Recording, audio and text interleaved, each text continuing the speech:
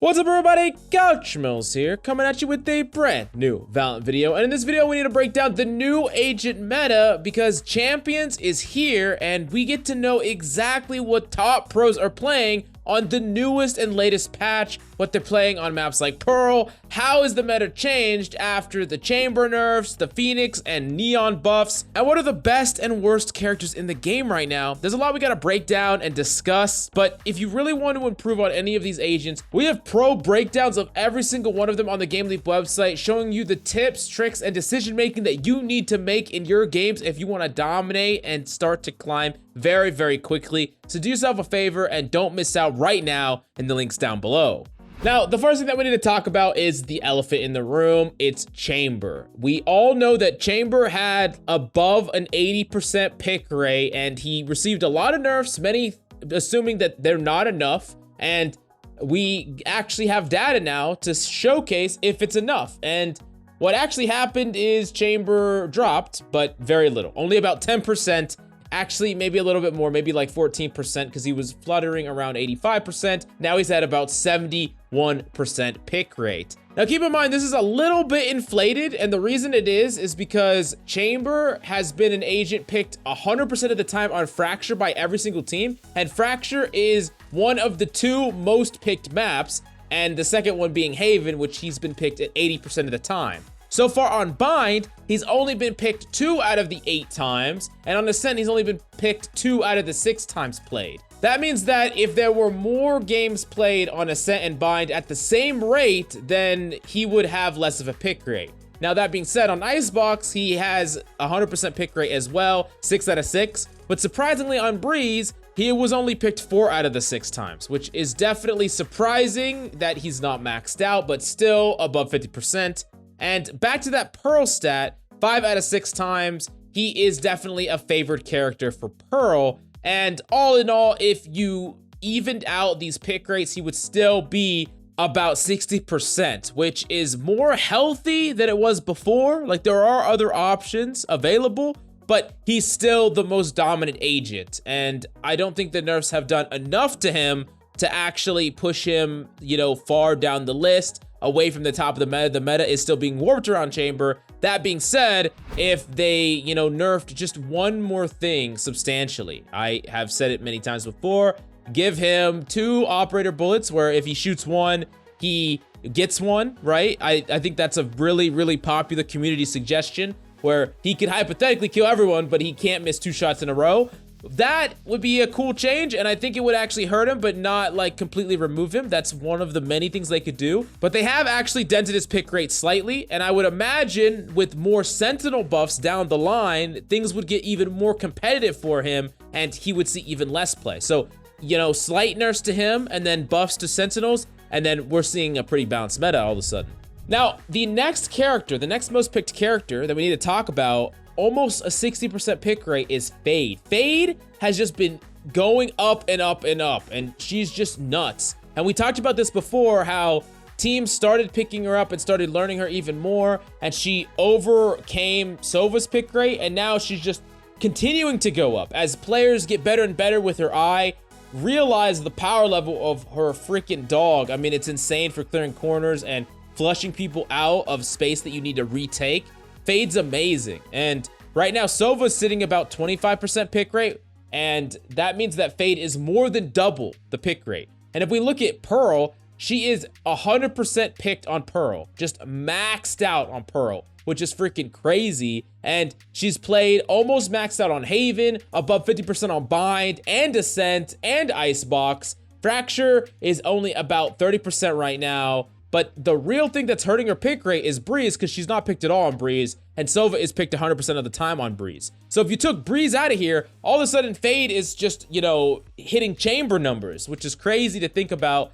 But I do like how there are initiators that are more favored. These are the 2 information gathering initiators, and one of them is favored on some maps, and then Sova is specifically favored on at least Breeze, even if there's many maps that he's not that great on. But there's a lot of competitive initiators right now. But let's move on to Viper. Viper is seeing play 50% of the time, but the interesting thing here is it's not just on Breeze and Icebox. Like the traditional thought is she sees 100% play on Icebox, 100% play on Breeze, but not much on anything else. But she's actually seeing a ton of play on Pearl at a 66% right now. She's seeing some play on Fracture, 3 out of 10 times she was picked. And she's seeing almost maxed out play on Bind at an 87.5%. 7 out of 8 games played at Champions Istanbul were on Viper, which is crazy. That's just a ridiculous stat. And Viper is quickly, cementing herself as one of the best controllers and usable on more maps than initially thought. But keep in mind that the next agent coming down the pipeline is most likely a controller that will compete with Viper. So that is a character that might not need anything in order for her pick rate to be more balanced later on. You could basically consider her like the Sova of before Fade was introduced, right? If there's a character that does something similar but can compete with her, especially with those pick rates on Icebox and Breeze, all of a sudden she's not, rocking the highest percentile pick rates.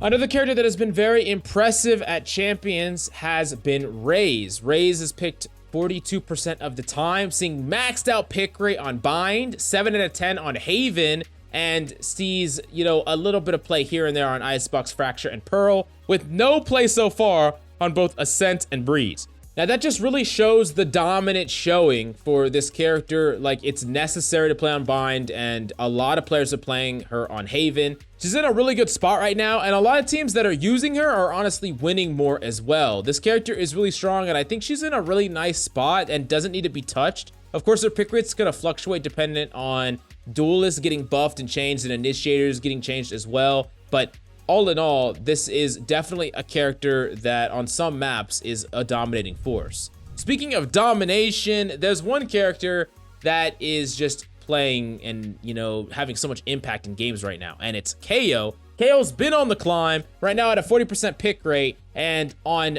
the map Ascent sees a 100% pick rate, and on Breeze, 5 out of 6 times has been picked, which is really, really great. 40% and 50% on Fracture and Pearl respectively, and KO is just seeing a lot of play on many maps. The only maps he doesn't see much play on is Bind and Haven, primarily because there's just a lot of competition there, especially on Haven, when you have Raze seeing a ton of play, Chamber seeing a ton of play, Fade seeing a ton of play, and Breach seeing a ton of play. There's just way too much competition for this spot, unfortunately. Now, that being said, speaking of Breach, Breach has just been climbing the pick rate as well, 30% pick rate across the board, seeing 70% pick rate on Haven, and seeing 80% pick rate on Fracture, but no pick rate on Ascent or Icebox or Breeze or Pearl. So he's a specialty character, a character that is really good on certain maps in certain situations, but he's not, a universal character that you could just play in every single situation and still get value. He's more of a specialist, which is cool. I think it's a nice place for the character, and definitely an interesting one because he's one of the few characters that is like this to this extent. Now, we do got to talk about Jet. Jet is at a 28.8% pick rate, and she's seeing play maxed out on Breeze. Surprising, Jet is back in a big way on Breeze, and it's very interesting to see Jet see 100% pick rate on Breeze right now when Chamber hasn't seen 100% pick rate, which is just very interesting. We're seeing a lot of players get tons of value out of Jet knives, and especially when you need to smoke off some extra places to take space on a site or for a retake, having those Jet smokes is getting a lot of extra value. She's also seeing a little bit of play on Icebox, Ascent, and Haven, but no play so far on Bind, Fracture, and Pearl, which is interesting. I'm surprised she sees no pick rate on Pearl. But when we're seeing sometimes double controller on Pearl with both Astra and Viper, and you're playing initiators and, Chamber as well, there's not a lot of room, so I guess it makes sense in that way. Speaking of which, we do got to talk about Astra, because Astra has just come out of nowhere and actually sees the same amount of pick rate as Omen and more pick rate than Brimstone added just randomly, and it's in large part because of Pearl. 6 out of 6 times, Astra has been played on Pearl, so 100% pick rate on Pearl. The character just works really well with the way that Pearl is laid out. And especially when you're rocking a double controller setup, you can do so many crazy good things. When you're playing Astra, you can solo hold a site, you can potentially set up a play where you smoke off multiple angles or set up a swing play with your team. There's a lot of flexibility with this character on both attack and defense, and the wall is phenomenal for getting plant down. She's just a really, really strong character, and while she does see some play, 50% on Ascent and a little bit on Haven, a little bit on Icebox, a little bit on Bind, Pearl is what's really pulling up her pick rate. That 100% is going strong. Now, Brimstone and Omen, of course, they have always bounced back and forth with their pick rate, and Brimstone is favored on Bind.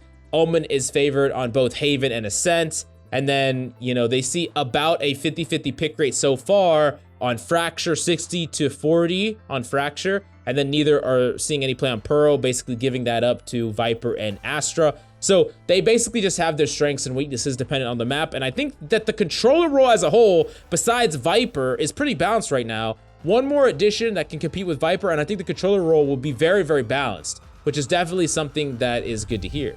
Now, getting down to the sub 20%, we have Sage and Sky and Neon all around that 15 to 20% range. So for Sage, Sage is seeing mainly her most play on Icebox, but sees a little bit of play here and there, a little bit on Pearl, only 1 out of 10 on Fracture, 2 out of 10 on Haven, 1 out of 8 on Bind. So she sees a little bit of play here or there, mainly on Icebox though, and she's one of those characters that's a little bit more of a specialty, and it seems that teams that really have a proactive strategy or something they want to do, they're not playing a Sage. Sage feels more like a niche pick that is like a counter strat pick if you're gonna play her on other maps.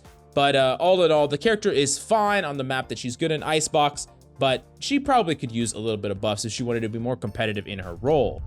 Next up is, of course, Sky. Sky, unfortunately, is just down here because there's just so much competition in the initiator role. She does see 75% pick rate on Bind 6 out of 8 times, but on every other map, it's like she's used very sparingly. You know, 1 out of 10 on Haven, 1 out of 6 on Breeze, and 1 out of 6 on Pearl, but all the other maps, she sees no pick rate so far. Sky, just way too much competition. I mean, between freaking KO and Breach and, you know, Sova Fate, I mean, there's just so many options. It's just hard to justify her, unfortunately. And Neon, surprisingly, is a character that is all the way down here, even though she's been having some crazy impact. And a lot of teams have been winning a lot with her. The big problem with her, though, she's only seeing play on one map, and it's Fracture. A little bit of play on Pearl, but it's mainly Fracture. 7 out of 10 times the map has been played, it's been on Fracture. So yeah, Neon, very strong, but seems to be only on one map. It's interesting though, because in the past, teams have experimented with her on maps like Haven. Hasn't been the case yet. Maybe that will change going forward, but as of now, out of the 10 times the map has been played in Champions, Neon hasn't been played at all besides Fracture 7 times and Pearl only once. Interesting. Next up, we have the low pick rate characters. Killjoy, Cypher, Phoenix, and Yoru. All of these characters are picked sub 7%, with Yoru all the way down to 4%. Killjoy basically only seeing play on Ascent, and it's only 50% of the time she's seeing play on Ascent. Some teams are still opting to play Chamber. So even on her best map, some people are still just picking Chamber. That's not a really good sign for her. I do think that, you know, if they buffed her somewhat, I really, really would love a buff to come through where she could play either much further away from her utility and it still be on, or just there's no range anymore, because it really limits her flexibility as an agent. She has to play very linearly. She can't lurk around. She can't try to make plays. And I don't think that that's just good for the character. And it's especially bad when her best map is still being, you know, conflicted and fought with her by the overpower that is Chamber. But, you know, moving on to the next character, of course, is Cypher. Cypher is still seeing a little bit of play on Breeze, but besides that, not really anything. Cypher is just really underpowered, unfortunately. There was a lot of speculation that you'd see a ton of play on Pearl, but it doesn't look like that's the case, at least of now. There's still more matches to play, of course, and of course some teams might whip him out as a counter strat to aggressive teams, but as of right now, Cypher's just very underpowered, not seeing much play. Phoenix surprisingly saw a little bit of play, 1 game on Ascent and 1 game on Fracture, but yeah, he's not strong enough to see consistent play. We knew that he was not very strong. But a surprising one is Yoru. Yoru also not seeing very much play. Bind and Icebox saw 1 game each, and that was it. Yoru is a character that is very, very powerful. We know his ceiling, and it's unclear whether or not pros have reached that ceiling yet. But at this point, with no pro actually making it work, even though there's a lot of teams that have tried him, it makes me wonder whether or not he will ever work in pro play, even with more time. He seems like a character that is really hard to coordinate with your team, and there are easier ways to set up, you know, plays for your team. Why not just set up a KO flash for a teammate? Why not just set up a breach stun for a teammate rather than trying to do something crazy with Yoru? He seems maybe more of a ranked character, but maybe we'll wait and see. Who knows? You let me know how you feel about Yoru. Do you think he's fine in his current state? Would you like him to be better for pro player, or are you just fine with him being amazing and ranked? Let me know how you feel. Last up is Reyna. Reyna saw 1 game on Haven, and I actually broke down the stats for this game. It was really, really sick. But honestly, it was just Jing on Paper X just absolutely fragging out. Like, he match MVP'd and just killed everyone. But don't take this as like, oh, Reyna's viable. He's just nuts. I mean, it is what it is. But this is what is being played right now. These numbers are going to change, of course, but we've had enough maps to know how the meta is going to kind of lay out. And it looks to me like, you know, Chamber's still freaking meta. He's nuts, but we're entering a Fade meta as well.